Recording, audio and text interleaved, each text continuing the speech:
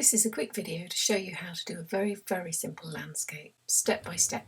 So I'm just going to paint a morning sky. So a little puddle of cobalt blue here, straight across, wet paint on dry paper.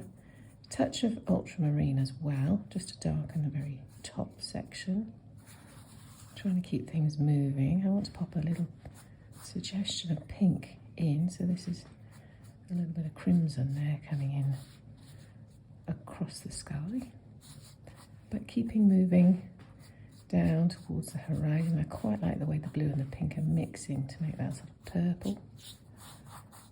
You can see I've taped my paper down to this board because I don't really want it wriggling around. Obviously adding water to paper does make it buckle a little bit, so a bit of masking tape. And I've also put a strip of masking tape across the bottom here, which is where my horizon is. Now, so I think that's rather fun. I want to put a suggestion of trees in down here. So I'm going to be mixing up sort of a dark blue mixed with a little bit of this green here.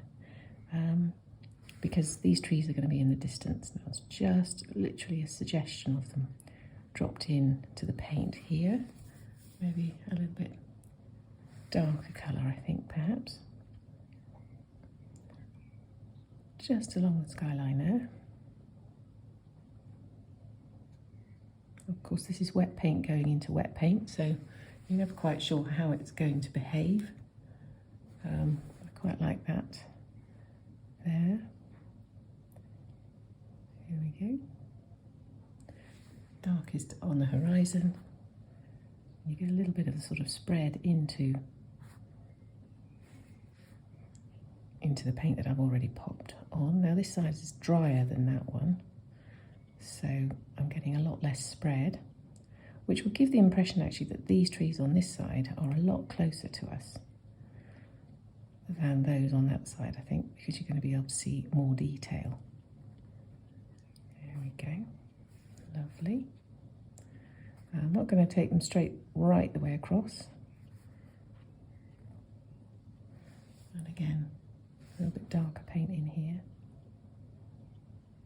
There we go. Now, in a second, I'm going to pull that central masking tape off. Now, this is a point at which the tape can start to tear the paper. So you need to go very carefully to start with. And if there's any sign of tearing of your paper underneath, you want to stop. And I've heard that, I haven't tried it, but you can maybe try it and let me know what you think. But if you warm the tape, it'll stop the tearing, because basically what's happening is the glue on the tape has bonded too tightly with the paper. And if you warm it, for example, with maybe a hairdryer or something, that warms up the adhesive on the back of the tape as it's contacting with the paper, and it can make it more movable, and it will actually lift off without tearing the paper. But that's come off really nicely, and I'm really quite pleased with that. So I'm going to let that dry before I put the next layer on and start moving towards the foreground. Now I'm going to start moving towards my foreground. I've got a little bit of, this is more of a sort of Prussian blue. It's a very deep, dark blue. And I'm just going to start laying that on, using side to side strokes. Again, it's wet paint on dry paper. I don't really want a solid line. I want a little bit of suggestion, but there's a bit of movement in the water. So I'm using pretty much the tip of my brush to sort of pop it on, and then pressing down to get wider strokes. There you go. Just moving it across. There we go.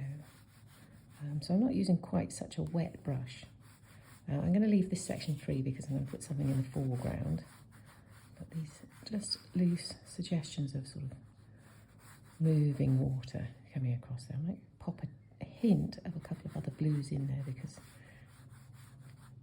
water is never all one colour, and the light catches it in different ways. And you get some really lovely effects. I'm going to come back to my distant trees in a little while. but it's the water in the real foreground. I want to have a lot more blue in it. Maybe picking up some of those hints of the skies. Right, there we go. Okay. So just come across there. Some of this is going to be hidden by my foreground eventually when I get to it. So you can see I've used obviously the darker blue at the back as more of a distant thing, and I've got more action. Oops, more action. Getting too excited there. More action in the water here with all the different colours closer to where, closer to the foreground here. Just filling in a little bit more. Okay, now I want a little reflection of those trees in the background there. So I'm going to pick up a little bit more of the green that I used and just pop it under where those trees are there. So I've got a little bit of reflection of that in the water, just so that we can tell it really was there. There we go. Nothing too much though, just a suggestion. Okay, now I want to actually pull this one further forward. So that's my next step. So I'm going to go back into that green, if I can remember which one I used. So I want that headland to actually be closer to us than that one. So I'm going in with the very tip of my brush with more of that dark green, probably a bit too much of that dark green actually. Blot a little bit off. I'm going to put a little bit more detail in there. Yeah, that's too much blotting off on my tissue. A little bit more detail on that one. And it's almost as if there's maybe another headland in front of it. I'm going to pull that below my horizon because I want it to come into the front here. So there's perhaps another one just a little bit closer in than the one I originally painted. I'm going to pull that across there, like that. That one's in the background there, and this one is just in front of it. So obviously we're going to put layers into the distance here. Just a suggestion of what might be on it, nothing too detailed. But into the centre of the painting, and all of these are actually pulling the eye into the painting, which is fun. I'm going to put a little bit more of that dark blue underneath it, just to anchor it into the painting. I'm going to let that dry as well. A little suggestion of that underneath it, almost as again, a little bit like this reflection on this one here.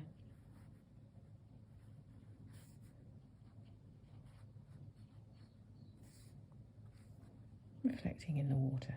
Nothing too detailed though, just a suggestion of the colour of what was there. Let that dry. So I'm going to do a little bit more to that in a minute once it's dried, but while I'm waiting for that to dry, I'm going to work on the foreground here. And so we're going to have a suggestion of, there's obviously a landmass here. So I'm going to have lots of grass coming down. You can see I've chosen what's more of a sap green for this bit. And it's going to be coming across this part of the painting. Just popping a suggestion of something here. I'm going to work with lots of different greens and get a bit of colour coming across the base of the painting here. Right the way across. You can see this is where my tape is at the bottom here. You can obviously see the way the green interacts on top of the blue. Not a major problem. This is literally just a suggestion of where I'm going with all of this at the moment. Which obviously implies I've got a plan for this painting. I haven't really. I got this far in my head and now I'm going to be winging it really. But But you can see again, it's another layer into the horizon. So we've obviously got the sky in the background, and we've got the very, very distant trees. There's even a little purple suggestion of something going on in the back there, which is entirely by chance. It's just the way the paints have blended on the paper together. But that's one of the exciting things about watercolours. Okay, so that's where the foreground is going to be. So I'm going to let that dry and then put a bit more detail on the top. So that layer of green is now dry. Now you might be critical and say, oh, well, you can see, you know, streaks of the blue coming in there. But don't worry, you won't be able to see that by the time we've actually finished. Because that was literally just the first layer, and we're going to be now putting a load of darker layers on in different shades of green, because we're going to have quite a busy foreground, as it would be. You'd be able to see a lot more detail. But with watercolours, actually, to be honest with you, the whole thing does build up in layers, and what you want to do is put a very light suggestion of where you want to go first, and then you sort of build up in layers and layers of darker colours and more details. So this is a more concentrated form of that lovely sap green I was using, and I've switched to a smaller brush, so we're putting in a little bit more detail here. There we go, just adding darker green into that. You can obviously switch to lots of different lovely greens that you might find in your palette, or you can mix lots of lovely different greens.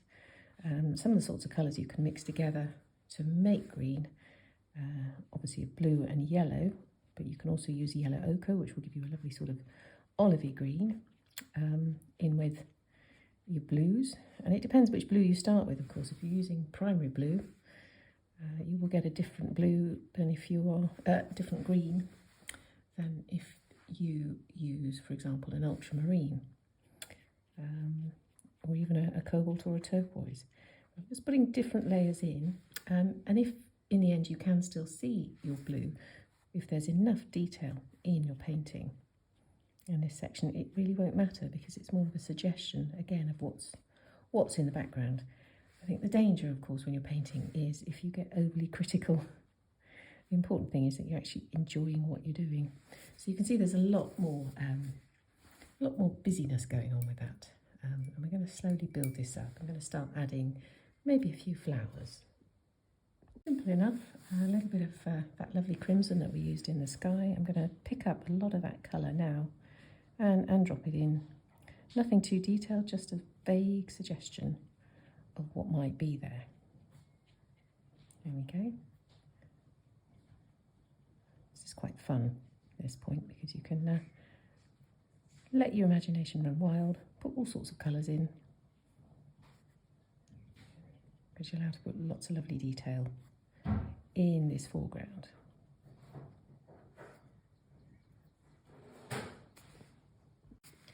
I'm going to add lots and lots of different colours here. I've got some yellow going in there. And again, I'm not putting a lot of detail in, just a suggestion of what could be there. I'm not really a gardener, you can probably tell. But I don't think you need to be. I think you just go with the colours that you like and just splodge them on in there. We can actually make a mess of a piece by putting far too much detail in, as in pernickety details. I mean, obviously, if you were illustrating a particular flower for example, a biology textbook or something, then you would need to be putting in precise details. But this really is just a little bit of a wild flower meadow on the edge of the sea. So realistically, we can be a little bit more loosey-goosey with how we're painting it. Nothing too regimented, a little bit vague here and there. Just a suggestion. When those little blobs have dried, then I can put in a little bit more green. And one of the ways actually you can add a little life is to pop some white on as well. Now, people have asked me, how do you put white onto a watercolour? It can be tricky. You can obviously buy whites, white watercolour, but I have to admit the sort of white watercolours do lack some of the power that you might want on top of other colours. So what many people use actually is, I think they call it a gouache or a gouache. I don't know. I've never actually worked out how you're supposed to say it. It's spelled Gouache, I believe, and it's a thickened white paint. But what I'm using here actually is a little bit of white acrylic. It's a very cheap version of white acrylic. It's just a thicker paint. That enables me to drop white on top of the watercolour paper, and because it's a thicker white, it takes some of the power of that underpainting out. And a little bit of white in here as a sort of a highlight is a good thing, because it just adds that extra dimension, as I say. So I'm quite pleased with how that's turning out with my flowers in the foreground. I'm going to probably add another darker green in, just a little bit, once it's dry perhaps. Not quite sure. I'm going to wait and see until it's completely dry. This is a good example of how you can use detail to create depth. So you can see obviously I've got my sky in the background here, which is literally just very simple wash of cobalt blue, ultramarine and pink. And we've got very vague suggestion of some sort of headland here on this side, which is in the very distant, not very much detail there. And then behind you can see there's a slightly more detailed headland there. This one here actually isn't detailed enough, so it's blending too much into the background, so I'm going to try and sort that out in a minute. But then obviously we've got a lot more suggestion of detail as we bring the sea forward, and then in the front, the very front section here, which is the closest to you, we've got lots and lots of lovely detail in all those flowers. You can see that there. That really is one of the basic ways of bringing depth into the painting. So the eye goes right towards the far horizon, but it's got all of these components coming together. So I'm going to add just a little bit more detail to this one here. Not a lot, but just enough to make it distinguished from the one in the background behind it. So again, I'm using just a more concentrated version of that green that I've used. It's sort of a blue green, I guess. I'm going to pop that in there. What I might do, in fact, also is blend in a little bit of brown, just so that the colour is different. Often you find that something further away in the distance can be a bluer colour, and those in the foreground you get more sort of, I suppose the eye can see more detail. So I'm going to just pop a little bit of brown into that as well, which is going to just change the overall perception of the colour. So we've got more different colours working together on this. There we go. Just along the bottom there. And then once that's dry, I think I'm going to be happy with that. And that just might well be the end of today's painting.